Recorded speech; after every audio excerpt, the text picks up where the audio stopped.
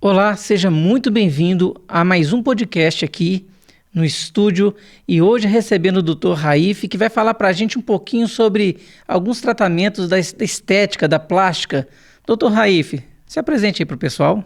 Olá, gente. É muito bom estar aqui, Dudu, mais uma vez, falando um pouco sobre saúde, sobre cirurgia plástica, assuntos tão relevantes assim no nosso dia a dia e de extrema importância. Meu nome é Raif Araújo, sou cirurgião plástico, membro titular da Sociedade Brasileira de Cirurgia Plástica, já atuo na área há aproximadamente 9 anos, e falar de mamoplastia é algo formidável, né? Afinal de contas, a mama é algo muito importante, é um órgão que está relacionado à amamentação, à vida, à autoestima da mulher. A estética, A né? estética. Então é importante demais a gente falar desse assunto e a gente deixar um espaço reservado para isso, como é o caso de hoje. Então hoje nós vamos aprofundar no que é mamoplastia. Exatamente. Vamos entender um pouquinho mais sobre a cirurgia da mama e as suas definições, bem como as suas variações também. Então vamos começar ali do começo mesmo, né, doutor? O que é mamoplastia? Então, a mamoplastia, Dudu, é qualquer intervenção cirúrgica que seja realizada na mama, né? Seja para fins estéticos ou mesmo reparadores, né? A princípio, existem vários tipos de mamoplastia, afinal de contas é um procedimento relacionado à mama, né? Podendo aí receber alguns nomes como a mamoplastia redutora, a mamoplastia de aumento, a mastopexia, que não deixa de ser também um procedimento na mama, estando aí, englobando aí esse grande universo das mamoplastias, seja elas estéticas ou reparadoras. Então, doutor, vamos assim para o pessoal entender bem. Quais os tipos dessa cirurgia? Exato. A mamoplastia, conforme eu já introduzi, ela pode ser redutora. Naqueles casos onde a paciente tem mamas extremamente volumosas. E esse volume, às vezes, pode repercutir até mesmo na sua postura, né, deixando, às vezes, um pouco desconfortável, deixando-a desconfortável por conta da dor ou mesmo pela postura que ela assume ao tentar, né, segurar aquele volume excessivo. Para isso, a gente dá o nome de mamoplastia redutora. Existem outras situações que são naquelas pacientes que têm uma mama pequena, hipotrófica, né, atrófica, que são maminhas pequenas, geralmente ali entre os 18 e 19 anos, não tiveram ainda o desenvolvimento da mama de forma adequada. A esse tipo de cirurgia do ponto de vista estético, a gente dá o nome de mamoplastia de aumento, né? Usamos aí para aumentar, para volumizar a mama, implantes de silicone ou mesmo gordura. Hoje em dia é muito comum a gente também aumentar a mama com a gordura. Em outras situações, aquelas pacientes que apresentam um certo grau de flacidez da mama, a mama levemente caída, realizamos um procedimento chamado de mastopexia, né, que é o ato de você levantar aquela mama, trazendo para essa paciente um aspecto mais harmônico, mais simétrico, e nessas situações podemos usar tanto prótese ou não usar prótese, né, fazer basicamente a mastopexia sem implantes. Então, são várias nuances aí com relação à mamoplastia. Não, e realmente a gente vê que tem algumas mulheres com os seios tão grandes, né? Que elas começam a ficar até um pouco curvadas, né? Por causa do peso, machucando o ombro, né? Exatamente. Repercute na coluna, né? No esqueleto axial da paciente, às vezes esse desconforto da mama. E uma mulher pode chegar assim, uma mulher com esses seios tão grandes, geralmente pode chegar a que peso os seios dela? Habitualmente, a gente realiza mamoplastias redutoras nessas situações, retirando algo próximo a 1,5 kg, às vezes até 2 quilos. Em uma situação, eu já retirei em torno de 2,5 kg em cada mama. Não, 5 quilos é uma diferença grande, né? Dá uma diferença muito grande, dá uma variação muito grande. Alivia bastante a coluna dessa paciente, Sim. trazendo mais um ambiente mais confortável para ela, usar algumas roupas íntimas com mais tranquilidade, de forma mais harmônica. Maravilha. E doutor, qual que é a diferença entre a mamoplastia de aumento e a mastopexia? Dudu, essa pergunta, assim, ela é essencial, é muito comum no consultório hoje, sabe? Então, basicamente, a mamoplastia de aumento, ela é uma cirurgia onde o próprio nome já fala, nós vamos aumentar a mama, nós vamos volumizar essa mama. E para isso a gente utiliza ou implantes ou às vezes até gordura. E a mastopexia, ela consiste na fixação ou mesmo na pexia dessa mama em um ponto mais harmônico da paciente, nas situações onde a mama ela encontra-se caída. É diferente a abordagem cirúrgica da mamoplastia de aumento e da mastopexia. E automaticamente, quando a abordagem cirúrgica ela é diferente, os resultados também são diferentes.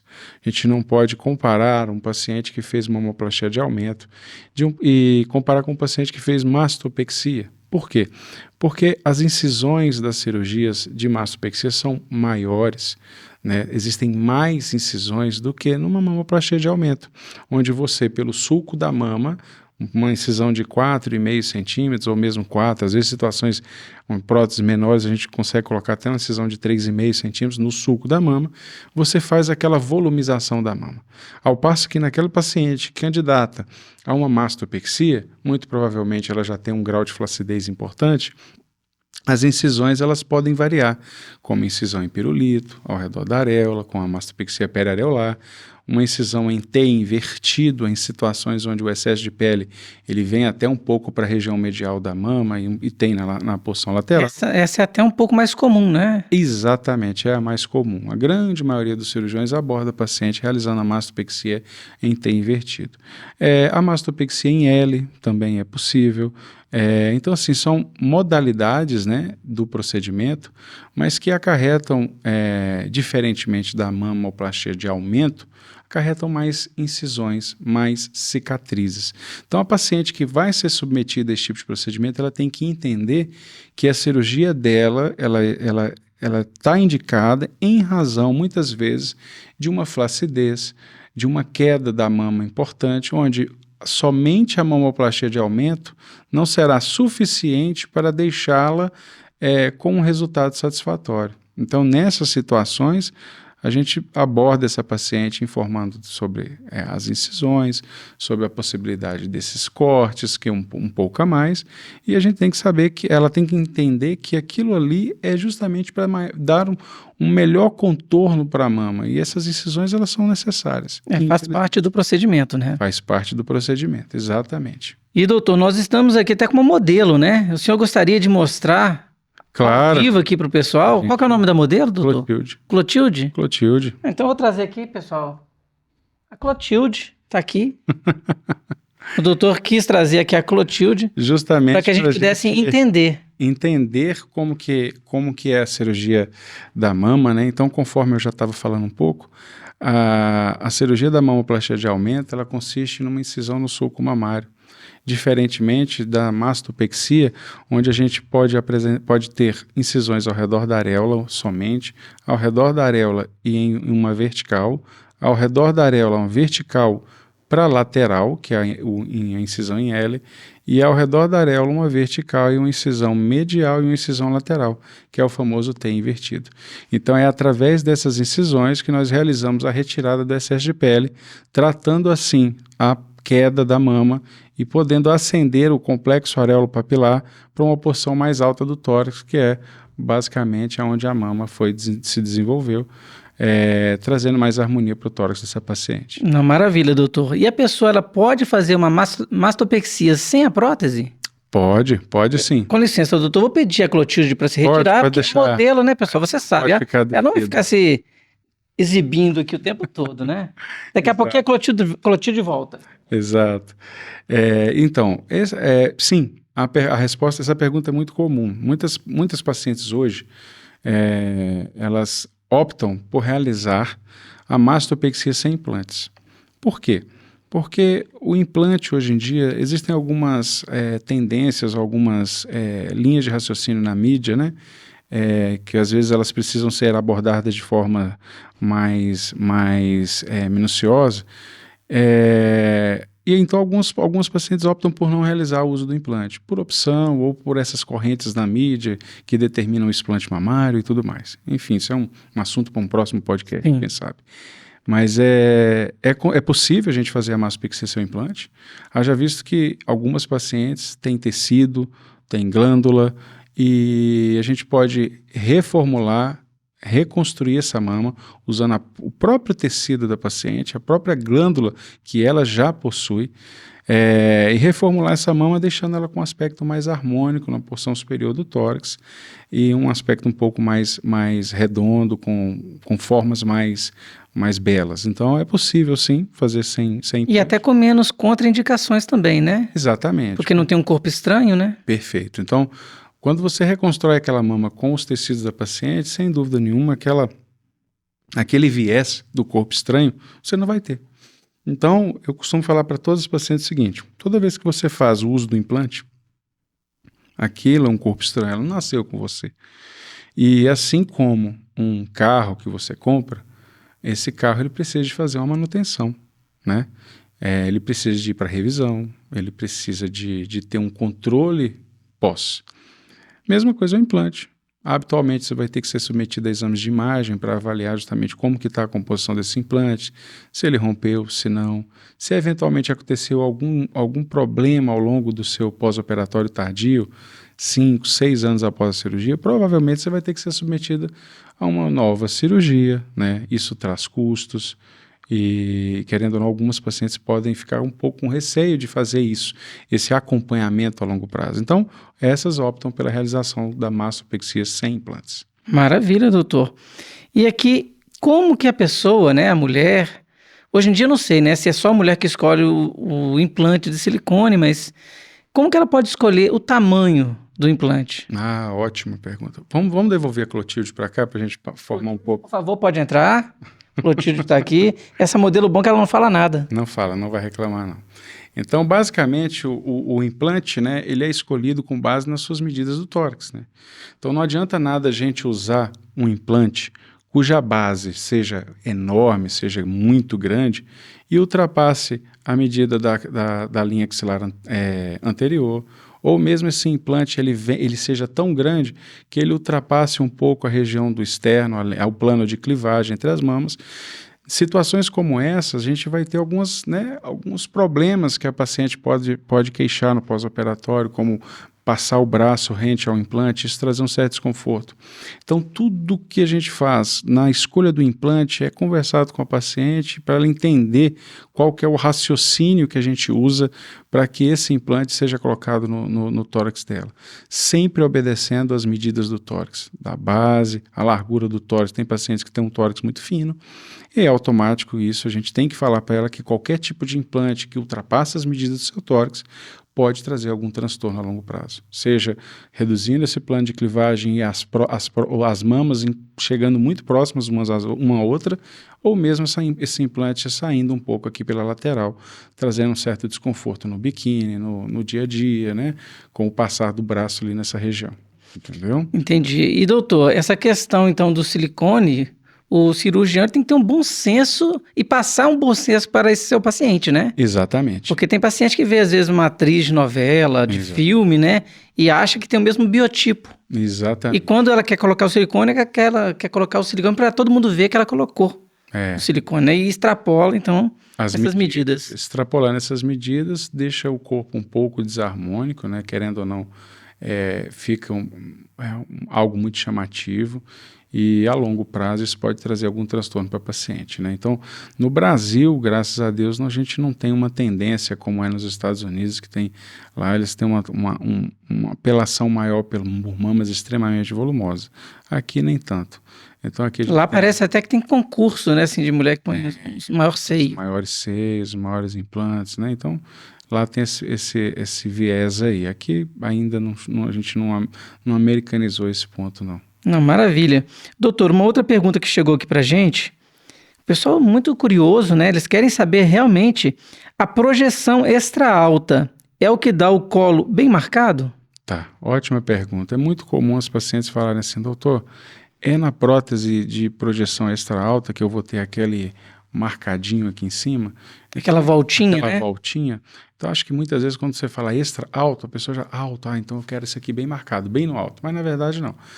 O implante, ele tem, basicamente, duas medidas, né, que são importantíssimas na sua escolha. A projeção, que é a distância entre a base dele, do implante, e o seu maior ponto no ápice ali do implante. A gente chama isso de projeção. É o tanto que essa mama vai avançar para frente, né? Diferentemente da base. A base do implante, a gente tem a medida do seu diâmetro, que lá na matemática é 2 vezes o raio. A maior parte dos implantes são redondos, né? Então, que a gente utiliza no dia a dia. Então, esses implantes redondos, eles têm o quê? Um diâmetro. E é esse diâmetro que vai determinar o quanto essa prótese vai caminhar para o meio da mama, para o meio do tórax, ou para a lateral, ou para uma porção superior ou inferior. Então, basicamente, a gente tem que ter essa base, essa medida da base, que é o mais importante para determinar a marcação desse colo. Se esse colo vai estar um pouco mais marcado ou menos marcado. Então, a gente precisa dessa medida.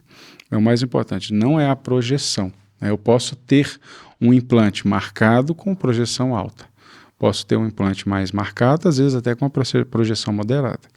E a questão também que a mulher tem hoje, o advento do sutiã, que favorece isso também, né? Exatamente. Porque ela coloca o sutiã e o peito acaba se colocando na altura mais ou menos que ela quer, né? Exatamente. Então não é na cirurgia somente, né? Exatamente, não é só na cirurgia. Existem os sutiãs modeladores, né? Isso. Que eles têm essa função de tentar estabilizar o implante no pós-operatório. Porque o implante ele fica um pouco solto, né? Nesse primeiro momento. Até ele capsular. Exatamente, até formar uma cápsula que vai determinar a maior estabilidade desse implante. Então isso demora um pouco, e é claro que para tentar agilizar isso, a gente tem o uso dos sutiãs modeladores, que são instrumentos, né, essenciais para aquela paciente que vai realizar uma mamoplastia. Eu acredito que esse podcast aí o pessoal está assistindo e está vendo um alto nível, né, de explicações, e a gente vai conseguir sanar mais dúvidas ainda. Nós recebemos aqui também, doutor, olha, quais os planos para colocar os implantes? Exato. Existem alguns planos, né, cirúrgicos para a colocação do implante. A gente, de acordo com a sua localização no tórax, os implantes eles podem ser colocados debaixo da fáscia muscular, que eles chamam subfacial. Eles podem ser colocados abaixo do músculo peitoral maior, aí o nome submuscular, e esse implante ele pode ser colocado abaixo da glândula e acima do músculo. E aí a gente recebe o nome de implante subglandular. Então esses são basicamente os 3 planos utilizados hoje para a colocação do implante, né? Existem outras variações, como o dual plane, por exemplo, que é um plano submuscular e subglandular. Parcialmente esse implante ele está coberto pelo músculo e parcialmente esse implante ele está coberto pela glândula em seu polo inferior. Então, basicamente é isso. Para algumas pacientes, existe uma indicação do uso do plano submuscular, para outras subfacial, para outras subglandular. Então, basicamente, essa análise ela é feita de forma individual.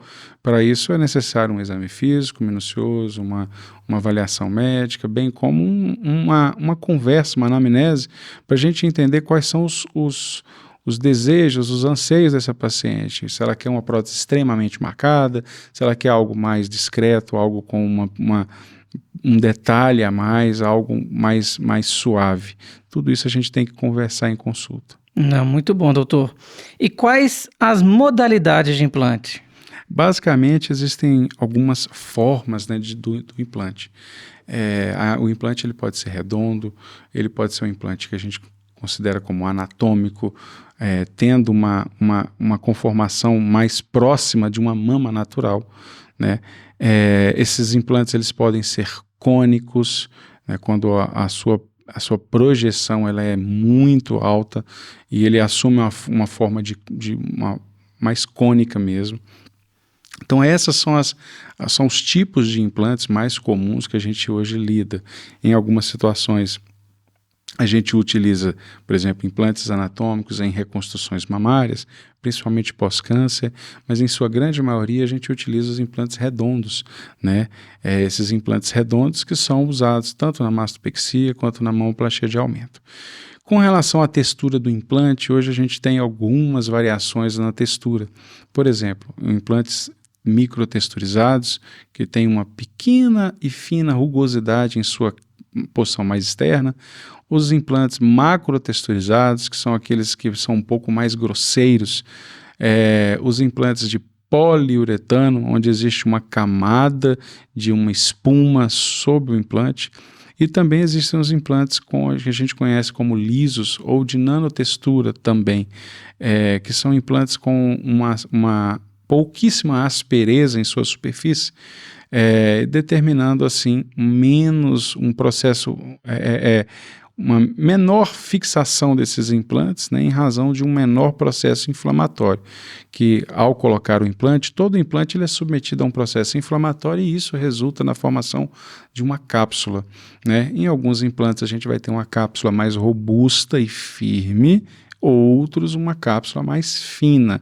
justamente em razão dessa superfície às vezes ser um pouco mais lisa. Tá? E nessa cápsula, nesse encapsulamento mais liso, pode ocorrer da prótese se deslocar com maior facilidade? Pode sim. O fato de você ter uma cápsula mais lisa, ela está relacionada a longo prazo, né, com uma situação menos estável. Se a cápsula às vezes ela fica mais fina, ela pode deixar o implante um pouco mais solto, determinando às vezes até uma mudança na posição do implante. Às vezes ele vira, né, ele dá uma cambalhota mesmo no tórax da paciente, e também existe o grande problema de ele ganhar um pouco mais de mobilidade mesmo. Às vezes você consegue lateralizar o implante, medializar, ele fica praticamente solto. Isso em situações onde a reação inflamatória que propiciou a formação daquela cápsula foi um pouco mais amena e determinando assim uma cápsula um pouco mais fina. Não, muito bom, doutor. Está muito esclarecedor. Vocês que querem conhecer mais o trabalho do Dr. Raif, vou colocar aqui o Instagram dele para que você possa segui-lo na rede social. Em breve também teremos um canal do YouTube, né, doutor? Sim, a gente está providenciando isso. Vamos iniciar aí nessa plataforma do YouTube com mais informações, mais temas a serem discutidos, trazendo, né, informação de qualidade para os pacientes. Esclarecimento, né? Esclarecendo algumas dúvidas, né, que são muito comuns, principalmente aquelas pacientes que pretendem um dia ser submetidas a uma cirurgia plástica, ou aquelas que já fizeram, e assim por diante. Muito bom. Doutor, mais uma pergunta aqui, ó. Qual o plano para colocar o implante submuscular ou subglandular? Então, basicamente, o tipo de paciente para um implante subglandular é aquele paciente que precisa ter um coxim, a gente chama que é uma cobertura, um coxim gorduroso um pouco maior. Para os pacientes que têm um coxim muito fino, vou dar um exemplo, pacientes que são fisiculturistas, pacientes com um alto rendimento como atletas. Baixo teor de gordura, né? Baixíssimo teor de gordura, uma alta performance. Então, são atletas que têm pouca cobertura. Para esses pacientes, é necessário que haja uma cobertura um pouco maior sobre esses implantes para determinar uma maior proteção. Nessas situações, é ruim a gente usar um implante subglandular. Por quê? Porque com o passar dos anos, esse implante ele determina sobre as superfícies que estão acima uma atrofia desses tecidos em razão da pressão que eles exercem ali naquela loja. Então, ao determinar essa atrofia, o tecido que já era fino ele vai se tornar um pouco mais fino. E ao fazer isso, o paciente ele tende a ter um contato maior com, às vezes, as vilosidades do implante. Isso a gente naturalmente chama isso de rippling, né? Que é quando você consegue sentir pela superfície da mama, na pele, as vilosidades, as dobras do implante. E isso, em algumas situações, pode deixar o paciente desconfortável. Então, habitualmente, nesses pacientes, a gente utiliza um plano submuscular. Né? Por quê? Porque o músculo vai proporcionar essa proteção, essa cobertura associada ao coxim gorduroso da mama. Então, Que aí vai ficar perfeito, né? exatamente. Não Ou que próximo à perfeição. Exato. Não que a mama subglandular ela também não traga resultados fantásticos. Sim, ela traz, sem dúvida nenhuma. Mas depende do biotipo, né? Depende do biotipo, depende da qualidade da pele do paciente. Lembrar que qualquer expansão, né, tecidual, ela pode determinar, por exemplo, o aparecimento de estrias. Então, mamas que são expandidas, né, uma prótese muito grande numa paciente magra subglandular, sem dúvida aquela pele ela vai sofrer um pouco com o aparecimento de estrias, e isso pode, a longo prazo, ser muito ruim. Não. Vou pedir licença aqui para nossa modelo. Eu já ia pedir para Com licença, modelo, pode se descansar um pouquinho. descansar lá no camarim. É. Ela está aqui. Doutor, uma outra pergunta que chegou aqui para gente, que eu acho muito interessante. O que é a dupla bolha em cirurgias de mamoplastia com implantes? Isso é importante a gente sempre comentar. A dupla bolha, né, o próprio nome fala duas bolhas, duas bolas, né? A gente sempre nos faz remeter a algo que está fixo, né? Quando você vai, né, procurar imagens desse tipo de alteração, a gente geralmente se depara com próteses que são submusculares e com um tecido mamário que está acima daquela prótese, mas que infelizmente ele teve uma queda, ele teve um descenso, né? Então a dupla bolha basicamente é naquelas situações onde a paciente fez uma mamoplastia. Naquele momento a mama estava extremamente redondinha, firme, os tecidos estavam bem conectados, mas com o passar do tempo, ou ela pode ter variado um pouco do peso, seja diminuído bastante ou às vezes aumentado muito o peso, o tecido mamário adjacente àquela prótese, né, no caso na porção superior, ele tende a uma queda. Então o tecido mamário cai e a prótese ela está fixa, dando uma impressão de duplo contorno. Então, a mama ela assume um duplo contorno. E aí na estética fica bem complicado. Né? Fica um aspecto não fica legal. Então, mas nada que não possa ser resolvido de forma bem simples, realizando uma nova mastopexia com uma retirada desse excesso, desse tecido, né? Sem às vezes até trocar o implante, às vezes não é necessário trocar o implante, é só reajustar o tecido daquela mama, um tecido, né, retirando ali o excesso de pele, a flacidez que veio após uma variação de peso, seja para mais ou para menos, ou mesmo após uma gestação, onde a paciente naturalmente vai ter um aumento da mama, e esse aumento da mama vai determinar um aumento da sua flacidez e uma queda desse tecido mamário. Então, gente, é por isso que devemos procurar médicos qualificados como o Dr. Raif, porque é a sua estética, é a sua vida, você vai ter um controle, né, com uma pessoa que sabe o que está fazendo. Doutor, mais uma pergunta aqui, ó. Quando posso operar a mama após a gestação? A pergunta da nossa futura paciente aqui. Isso é uma pergunta que, quando eu abro a caixinha de pergunta no Instagram, sempre vem. Então, a paciente que tá grávida, já estou notando que minha mama vai cair porque ela cresceu muito e às vezes até já operou a mama, mas quer operar de novo. Quando que pode realmente operar? O ideal é que essa mama ela retorne à sua forma anterior à gestação ou ao seu basal. Por quê? Porque se você opera essa paciente 2, 3, 4 meses após a sua gestação, habitualmente a mama ainda está muito túrgida, muito inchada, porque ela está amamentando. Então, durante o período da amamentação, a gente evita as manipulações cirúrgicas da mama com finalidade estética, em razão da mama estar muito volumosa, ficar muito volumosa durante a amamentação, e ela possivelmente ela ainda vai perder muito daquele tecido glandular. Ele vai atrofiar um pouco, ceder, né? vai ceder, e a gente vai ter uma situação onde, se você mexe aqui, praticamente ela tem uma grande tendência a perder esse resultado. Então, não existe uma regra, mas habitualmente a gente vê o seguinte, que a mama ela retorna às suas medidas, né, basais, pré-gravídicas, em torno de 4 a 6 meses após o término da amamentação. É isso que eu ia perguntar, porque tem mulheres que amamentam 2 anos. Exatamente. Então, isso não é o ideal você mexer. Então, você tem que esperar pelo menos em torno de 4 a 6 meses após o término da amamentação. Olha, parei de amamentar. Então, espera em torno de 4 a 6 meses. Ali, durante esse período, a mama ela vai ficar um pouco mais atrófica, ela vai perder um pouco de tecido, vai vir um pouco mais de flacidez, e aí sim você pode trabalhar nessa mama praticamente, porque ela já voltou ao seu basal, suas medidas antes da gestação. Doutor, e aqui, os pacientes pós-bariátricos podem fazer mastopexia? E quando? Ótimo. Os pacientes pós-bariátricos, eles são pacientes que eles apresentam uma grande perda de peso em razão de uma cirurgia, né, que é ou sleeve ou bypass gástrico. Esses pacientes, eles tendem, com essa perda de peso, perder volume na mama. Então, a mama ela também tem gordura, e como esse paciente ele perde muita gordura, esse paciente ele vai perder a gordura da mama e também perde um pouco dessa glândula, esse tecido glandular.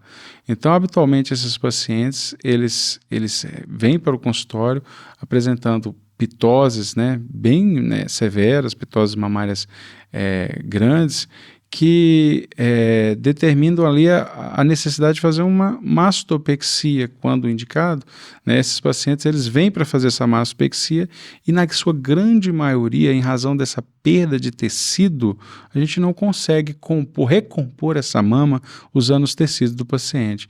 Para esses casos, em especial, a sua grande maioria, ela é necessário o uso do implante, né? No início da nossa conversa eu falei que às vezes a mastopexia ela pode ser realizada sem o implante, mas em especial nesses pacientes que apresentaram uma grande perda de substância na mama, aí sim, nessas situações a gente vai precisar de um implante para a gente chegar o mais próximo possível, né, do anseio do paciente. Trazer naturalidade. Uma mama um pouco mais redonda, um colo mais marcado. E a gente consegue isso com um implante nessa situação. E doutor, quais são as marcas de implante que são assim os melhores?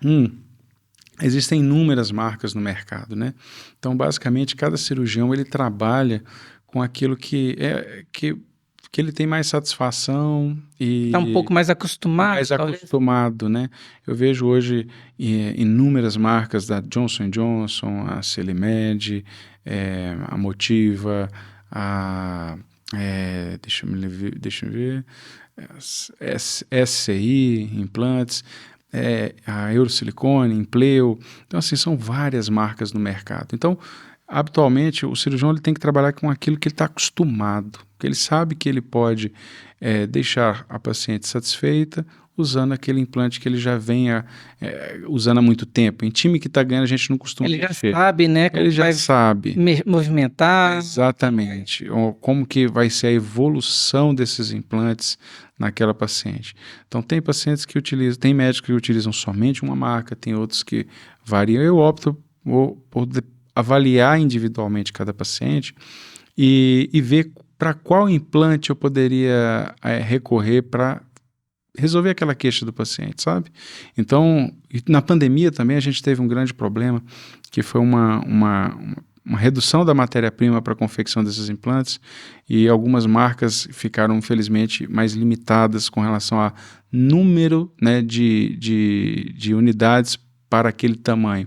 Então, às vezes a paciente fala assim, eu quero um implante de 350, você vai lá, concorda com a paciente, vai olhar na empresa, não tem aquela medida. Então, a gente acaba tendo que recorrer a outras empresas para poder ter essa medida mais próxima possível do desejo da paciente. Então, habitualmente eu trabalho, né, com algumas marcas, mas que é uma forma de avaliar de forma individual. Eu tenho que olhar para a paciente, avaliar, ver qual que é a indicação para eu escolher aquele outro implante nessa situação, sabe? Porque com certeza também os valores alteram, né? Exatamente. Hoje então, e isso é conversado com o paciente, né?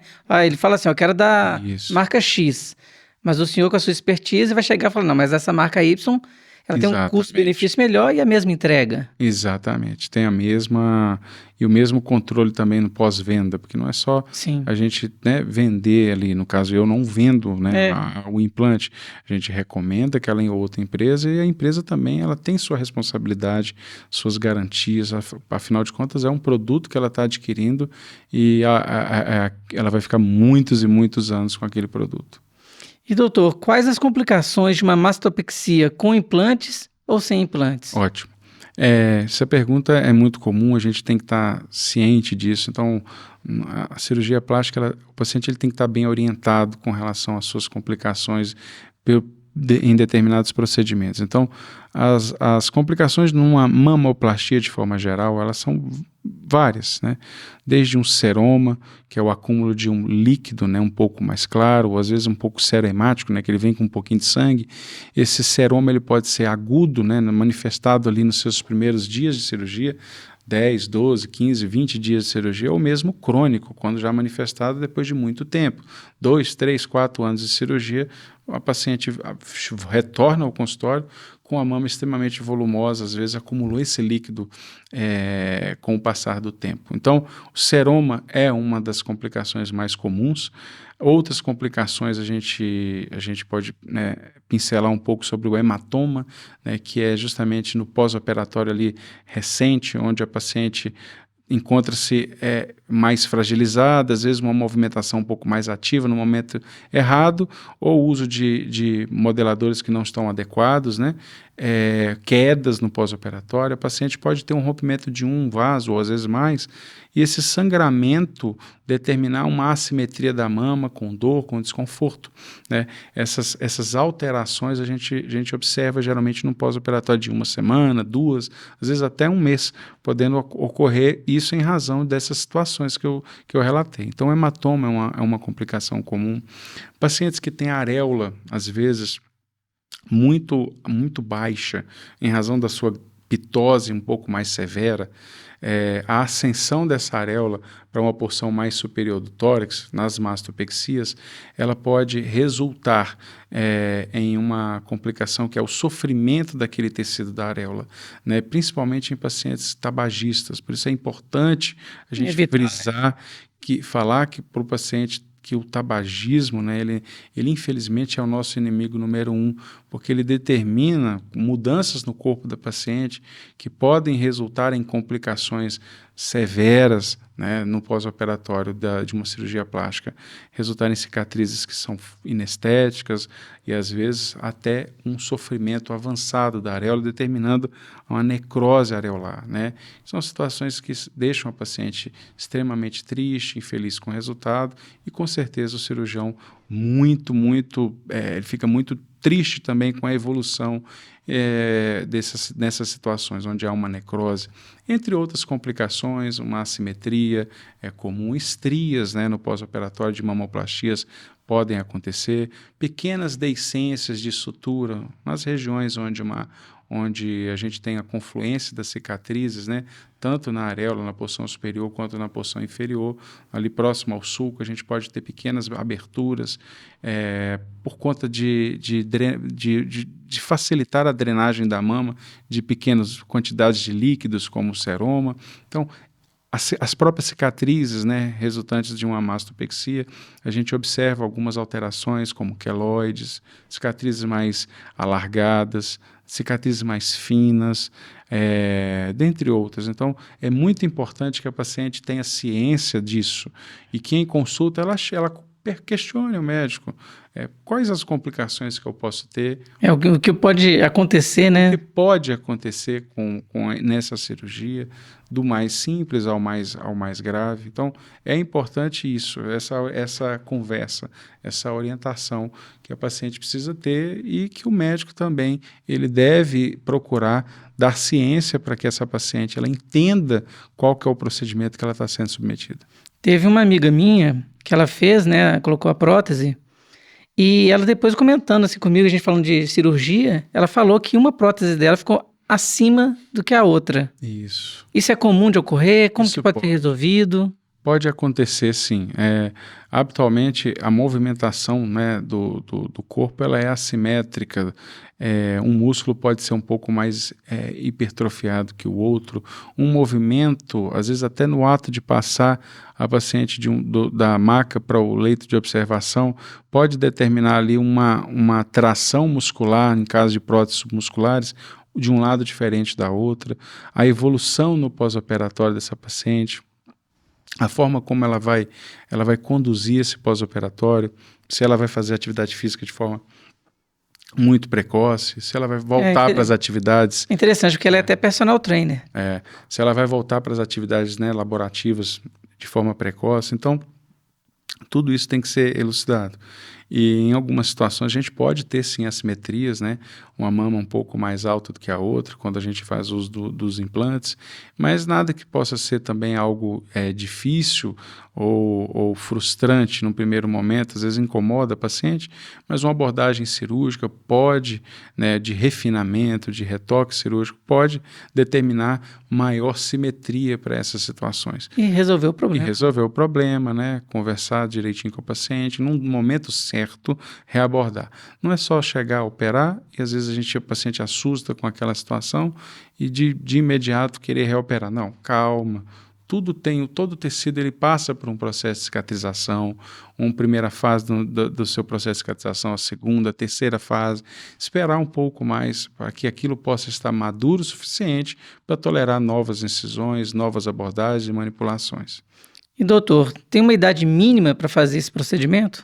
Basicamente, assim, a mamoplastia, né, de forma geral, a cirurgia mamária, ela não tem uma idade mínima. A gente sempre vê como que está o desenvolvimento dessa mama. A gente questiona a paciente, principalmente no caso de pacientes muito jovens, 15, 20 anos, com 15, 16, 18 anos, com a mama extremamente volumosa, em razão ali de um desenvolvimento, de uma influência mais hormonal, mais precoce, né? Essas pacientes às vezes desenvolvem volumes mamários muito grandes para aquela idade, para aquela estrutura corporal. Nessas situações é indicado uma cirurgia, né, de redução da mama, uma mamoplastia. Outras situações, como as mamoplastias de aumento, a gente espera a paciente adquirir um pouco mais a idade adulta para entender o raciocínio da cirurgia, para ela estar ciente das repercussões desse procedimento, das complicações, dentre outras, né, nuances de cada cirurgia relacionada à mama. Então a gente espera um pouquinho ela ter essa compreensão. E o mais importante é avaliar em qual grau, em qual estágio do desenvolvimento mamário essa paciente se encontra.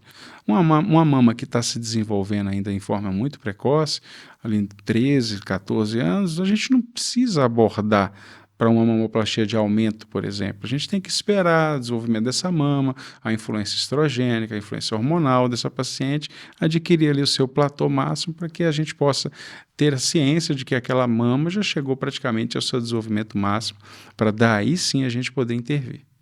Maravilhoso. E doutor, aqui, olha só, o pessoal está mandando as perguntas aqui, a gente tem que ler, tem que esclarecer mesmo as dúvidas.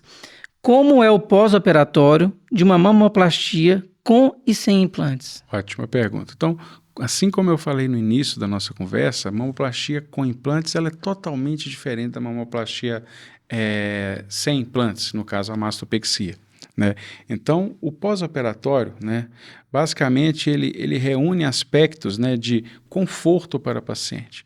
O uso das cintas modeladoras, né, dos sutiãs cirúrgicos, uso às vezes de faixa cirúrgica no polo superior, para justamente evitar situações como a da sua amiga personal, onde um implante subiu e o outro não. Então a cinta, essa faixa no polo superior, ela é amplamente utilizada para evitar essa assimetria, esse deslocamento precoce do implante. O uso de cicatrizantes, principalmente nas mastopexias, onde existem mais cicatrizes do que uma mamoplastia de aumento. O uso hoje a gente fala muito uso de cola cirúrgica para poder determinar um isolamento daquela cicatriz e, consequentemente, deixando a paciente mais apta às suas atividades, como um banho mais precoce, uma higienização, sem uso de muitos curativos. Então, assim, o pós-operatório ele é muito individualizado. Hoje em dia a gente fala assim, o paciente às vezes questiona, doutor, posso voltar a trabalhar quando? A pergunta que eu retorno é, com que você trabalha? Você trabalha levantando os braços em um supermercado, segurando e levantando peso, trabalha em home office com o computador no colo? Então, assim, para cada paciente, a sua evolução, às vezes, ela pode diferenciar um pouco do outro, em razão justamente das suas atividades. E aí a gente vai individualizando o tratamento e o acompanhamento pós-operatório. Doutor, muito boa, assim, está esclarecendo, acho, muitas dúvidas. eu creio que o pessoal aqui não vai ficar com falta, né, de informação. Eles podem aproveitar também aqui e colocar nos comentários aqui desse vídeo, né? Exatamente. Outras perguntas, outras dúvidas. Para enriquecer nosso Exatamente. Podcast. E, eu tenho aqui uma última pergunta que eu vou fazer para o senhor, que eu achei também muito legal, que é aqui, ó, mito ou verdade? Deixa eu achar ela aqui, ó. Tá aqui, chegou. Essas aí são mais interessantes. Ó, mito ou verdade? Que a prótese segura a mama e não deixa ela cair? Ó, mito. A prótese... Que é isso, doutor? Agora as mulheres vão ficar tristes, hein? Não, o que na verdade dá-se uma impressão de que a mama está alta é o implante, gente. Então assim, o implante ele não vai segurar, ele não vai travar a sua mama ali ad eterno. Naturalmente os pacientes passarão, né, todos nós passaremos por um processo de envelhecimento, né, envelhecimento tecidual, envelhecimento da mama, e isso, sem dúvida nenhuma, vai acarretar uma queda da mama. Não é um implante que vai segurar a sua mama. E em algumas situações, para pacientes que têm uma maior tendência à flacidez, uma maior frouxidão ligamentar, se eu coloco um implante, por exemplo, em um plano subglandular para essa situação, a prótese vai ajudar a mama a cair mais. Então, próteses volumosas vão determinar uma queda maior da mama numa situação em que a prótese está subglandular, por exemplo. Então, não é um implante que vai segurar a sua mama. Tá? E tem a lei da gravidade, né? Exatamente. Tanto para o homem quanto para a mulher. Isso é uma coisa que... uma condição sine qua non para o envelhecimento. Não tem jeito. Todos nós teremos e passaremos por esse envelhecimento de tecido, da mama, das peles do corpo, da face. Você pode ver que o seu rosto hoje é diferente do rosto que você tinha aos 16 anos, né? Existe uma queda, uma frouxidão, uma perda do nosso colágeno que vai determinar uma maior flacidez para os tecidos e assim por diante. Doutor, eu quero te agradecer, foi muito esclarecedor. Eu acredito que todos vocês que nos assistiram aí resolveram várias dúvidas, né?